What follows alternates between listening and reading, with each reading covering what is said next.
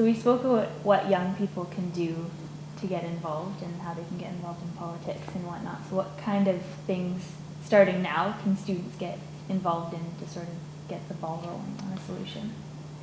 I think there's actually sort of two levels that you have to go at the problem at. And one is, everybody knows this, but not that everybody does it, is the personal level. I mean, there is a whole range of things that you can do personally or in family or school or whatever, which have to do with, you know, getting emissions down.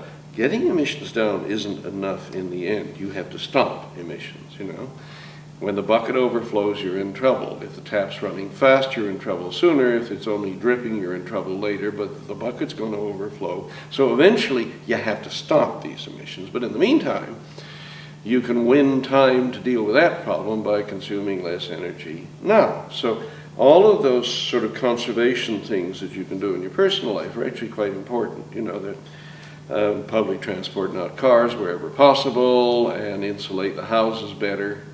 Not as big a problem in Victoria as it is, say, in Toronto, but there you go. And then there's that other level, which is social and political. In other words, the big decisions, which again will impact on how long we've got to deal with this problem without getting into truly awful trouble, are not decisions individuals make. They're decisions that, you know, municipalities make, provincial governments make, the federal government makes. You know, what kind of new energy sources are we going to spend money on, or will we go on spending them on the old energy sources? And that's a bad plan, but maybe they're cheaper, so there's got to be political support for spending the extra and getting the clean energy. At the very least, in that domain, you're a voter. Yeah. And that's actually quite important because, you know, does this party, this candidate, see that problem as the problem of climate change as a major issue? If that becomes one of your criteria, you're already making a difference. Most people won't go hugely beyond that, but I mean, if you're willing to give the time to be an activist, that is, again, in terms of social and political impact, where you can have a role to play. You know, at the high end, you end up going into politics, and a lot of people regard that as disgraceful. I don't. I regard it as a quite honorable profession. Right. Full of scoundrels, of course, but nevertheless an honorable profession. And speaking about politics, you talked about how it was always a struggle to kind of bring it up in public because it's kind of an avoided topic. How would you approach it? People are afraid of conflict. They don't want to upset people.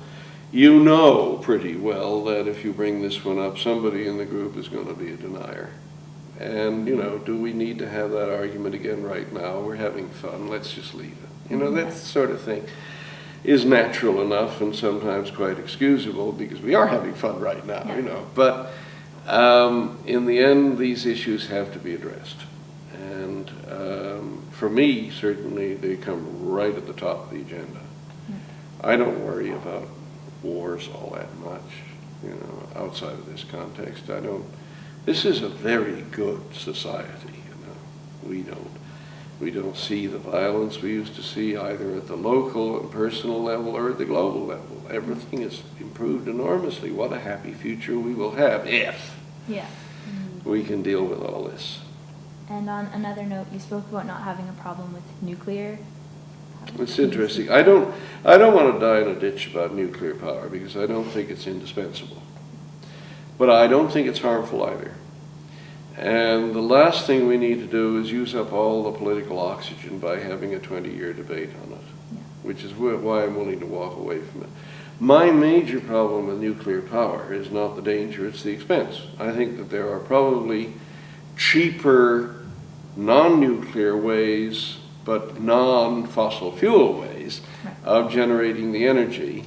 And you don't have to have a huge argument with the people who are terrified of nuclear power to go in that direction. So in the end, you know, if you got nuclear installed, for God's sake, don't shut it down. And I mean, the Germans at the moment, for example, because they panicked about Fukushima, are shutting down all of their nuclear power, but they haven't got, you know, non-fossil fuel sources to replace that energy with.